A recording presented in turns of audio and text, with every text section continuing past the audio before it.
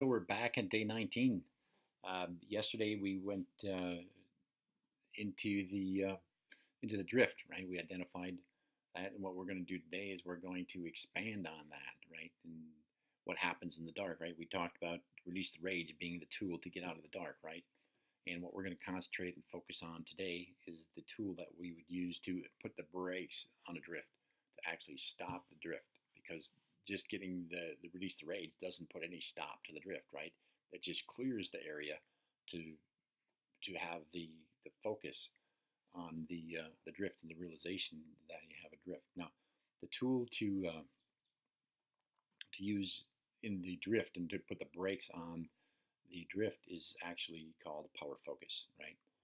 And the power focus is basically a series of questions, again, that you ask yourself to get clarity on where you are and refocus. And just like the title says, refocus in an area that actually redirects the drift.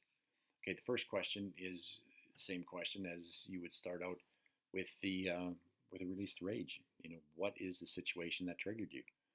Again, you're going to answer that, and be it whatever the trigger was, and then follow through on the trigger, the emotions, the feelings, the desires and actions, and which leads us into the second question, which is what is the story created around the trigger that you're telling yourself and others? And the others is a big piece of this, right? You're not only telling your story to you that you believe it, but you're also telling it to other people. And an example of that might be, as we talked earlier, that a lot of times comes into the level of the drift where there's a lot of blame, right? So what is that story that you're blaming others and so on, right? And then the follow-up question is just a question whether that story that you're telling yourself and others is even true. Like, is it true?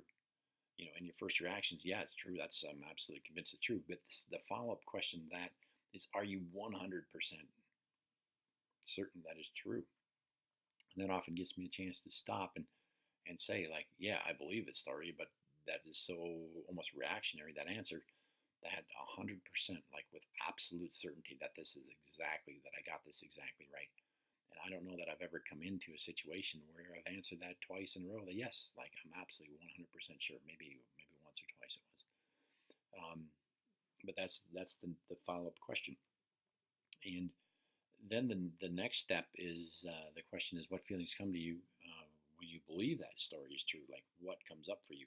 What feelings? What emotions? Like anger. Like actually make a list of the emotions that come up for you. Like frustration, anger, fear, um, uncertainty, confusion, and go ahead and make a list of all of the emotions that triggers.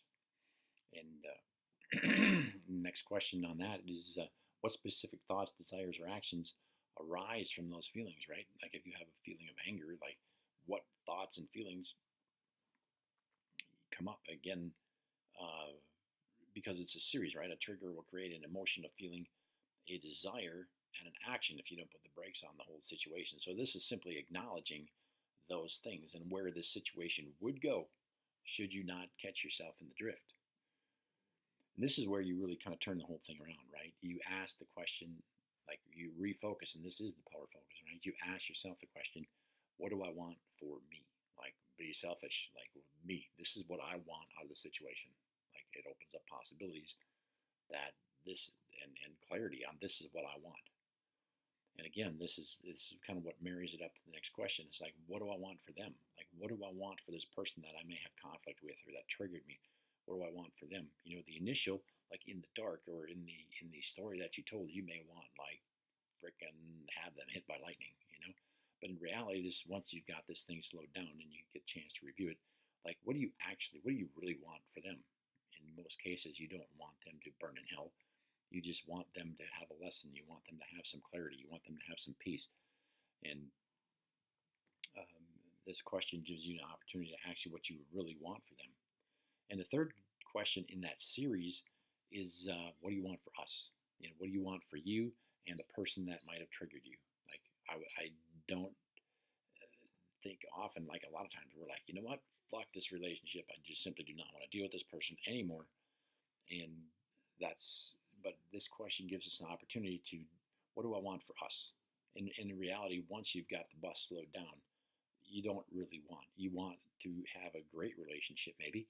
Maybe you don't. Maybe you just don't want us to go our own separate ways without some conflict. But it gives us an opportunity to ask the question, like, what do you want for us?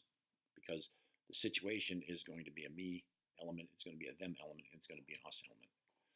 And once you identify the things that you do actually want for them, for you, for us, is, will the current story, the story that you've been telling yourself and others, will that actually accomplish any of those items? And more often than not, it's no. You know, those feelings, emotions, the triggers, desires, and actions that were triggered.